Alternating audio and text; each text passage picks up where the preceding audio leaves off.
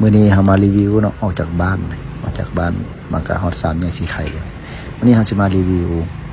ระยะทางที่เราออกไปหาหน่อไม้เนาะหาหน่อไม้ที่สวนเนาะดียามฝนแบบนี้ก็ต้องไปหาหน่อไม้ออกมาคนเดียวพอดี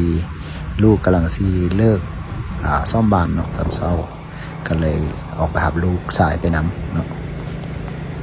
ติดก้นหอยก้นไปนำผู้สืบทอด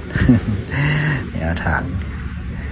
เดี๋ยวนี้ทางคนก็เฮ็ดดีแล้วเด้เนาะเป็นตาไปตามาละเที่ยวไปเที่ยวมาก็สะดวกสบายนะ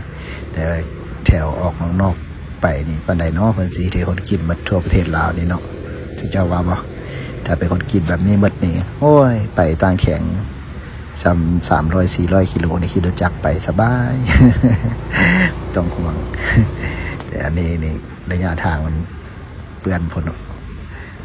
ก็เลยเอาโบกายไปใส่มาฮอดปั๊มน้ำมันหนองแตงเนาะปตทหนองแตงแล้วก็แวะเติมน้ำมันก่อนของทัพต้องเดินด้วยท้องเนาะน้ำรถก็ต้องเดินด้วยน้ำมันคือกัน รอท่าไฟแดงสิแยกฝั่งด่วนเนาะท่าไฟแดงสิแยกทางด่วนแล้วขึ้นทางด่วนมาขึ้นทางด่วนมาในหนึ่ง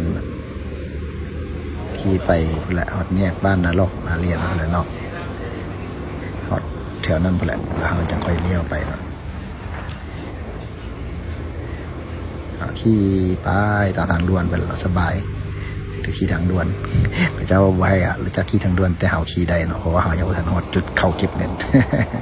เดี๋ยวมันเป็นปลายนี่ล่ะก็เตรียมเลี้ยวไปเนาะทางซ้ายโอ้ยทางเข้าสวนมันจะเปื้อนๆหน่อยนึงเนาะจะเป็นก็นั่นนึงแต่ว่าจะค่อยเป็นอะไรกับทุ่งนากับบ่ฮู้เนาะเวลาเห็นทุ่งนาปุ๊บแล้วค่อยจะมักจอดถ่ายรูปรถอยากถ่ายเนาะ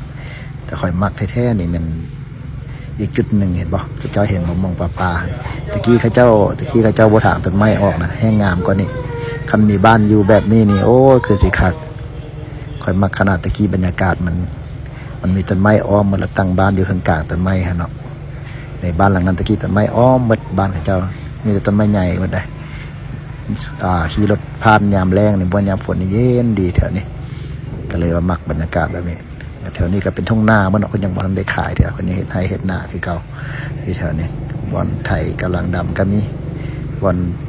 ว่านก็มีเนาะเป็นนาว่านเป็นเฮ็ดนาว่านอันนี้ก็ตะกาเพิ่นเนาะกำลังเกี่ยมตะกากำลังออก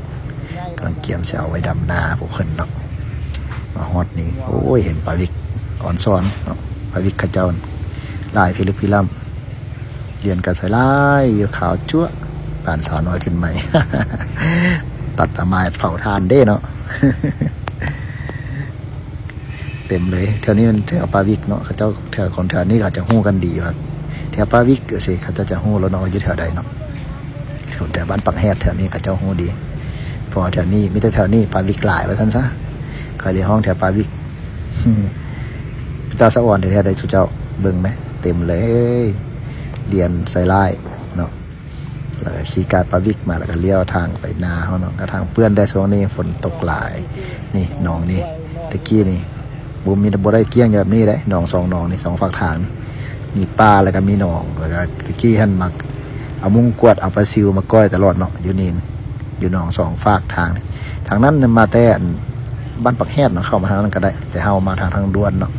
ก็เลยลัดมาทางด่วนมันจะใกล้ก่อนกันเฮาไปทางบ้านปักแฮดพุ่นมามันก็ได้คือกันแต่ว่ามันไกลเนาะลัดมานี่เห็ดปลาเห็นต้นบิ๊กง่ายๆ2ต้นตั้งอยู่นี่แม่นแล้วแหละนี่ฮอดสวนแล้วนี่ฮอดสวนแล้ว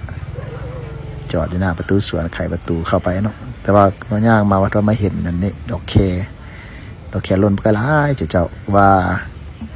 ค่อยว่าหาหน่อไม้แล้วแหละหาหน่อไม้แล้วสิเก็บดอกแคพัดลืมซ้ำเนาะมาก็เริ่มมาหาสุ่มทบิดเนาะก็เห็นนอแต่ว่านอมันบ่หลายเจ้าเอ้ยช่วงนี้เพิ่นบ่ให้ปล่อยงัวปล่อยควายเนาะในเลี้ยงอยู่สวนนี่เห็นบ่ยางมันงัวยางอ้อมมันหากินหน่อไม้จนเกลี้ยงเนาะห้อยตีนงัวคุณอันนี้มันปลาหนอบงหวานมาได้สิเจ้าคุณเป็นปลาหนอบงหวานเนาะมีประมาณ10ปลายสุ่มนี่แหละเห็นบ่นี่นอนี่ออกลูกแรกอย่างซี่แหละตัวนี้มันเหลืองัวกินเนาะที่ว่ามันออกมาสิป กตินี่อยู่ในนอกนี่มันจะบ่มีนะหาก็ได้หา2-3สุ่มก็ได้หลายเติมเนาะแล้วก็มาเห็นนออีกสุ่มนึงก็คอยขุดเอาเนาะเจ้าคันบ่ขุดเอานี่มันยังฝังอยู่พื้นอีกหลายเด้ ขุดเอาส่วนหลายก็ได้หาพุ่นรีอยู่ในพุ่นแหละมันรีอยู่ในสุ่มพุ่นนะแต่ว่าคอยจะบอกสิเจ้าก่อนแบบหนึ่งประตูคอยเคยสอนมันเนาะคันเห็นนออยู่ออกอยู่ถึงละให้คดเบิ่งทางข้างมันหรือว่าอ้อมมันจะมีน้องมันอีกว่าสัตว์เนาะประตูเคยสอนก็แม่นอีหลีเห็นบ่มีดวงใหญ่แล้วก็มีดวงน้อยออกข้างๆไปหาอยู่ใส่ก็แล้วแต่คันเห็นดวงใหญ่แล้วให้คดอ้อมข้างเบิ่งเราบอกเนาะตอนเพิ่นยังบ่เสียเพิ่นโอ้มาหาตัวนี้สุ่มนี้เห็นหลายดวงอยู่เนาะสุ่มนี้เนาะออกเป็นคู่กันหลายดวงอยู่เห็นบ่เน้นหมดแต่หันยัง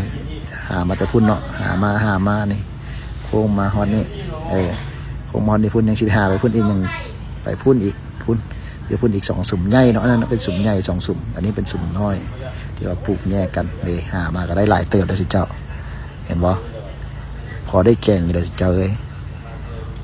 แล้วก็เอากลับคืนมาฮอดบ้านแล้วก็มาปอกเนาะแกงโอ้ยแซ่บเกือบหมดหม้อเจ้าเอ้ยเกือบกินฮอดหม้อ